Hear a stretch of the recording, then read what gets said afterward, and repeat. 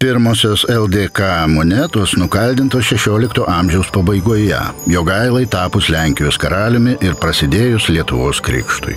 Kaip ir kitose Europos valstybėse, krikštą išreiškė monetose vaizduojama globėja švenčiausia mergelė Marija. Vėliau, kaip aliuzija į Jėzų Kristų, monetas puošė erelis ar liūtas, kurie valstybėje augant transformavosi į valdovų simbolius.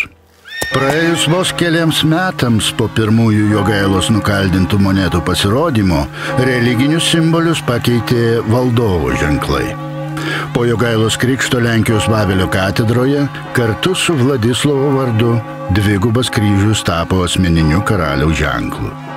Raitelio figūra monetoje reiškė patį valdovą, o jo dvigubas kryžius vakarų Europos heraldikoje simbolizavo krikštą. Bėgant laikui, dinastinis valdovo ženklo raitelis virto Lietuvos didžiosios kunigaikštystės herbu ir skirtingai nuo portretinio valdovo raitelio visada buvo vaizduojamas laikantis skydą su dvigubu kryžiumi. Toks jis išliko ir ant bendravalstybinių abiejų tautų respublikos pinigų.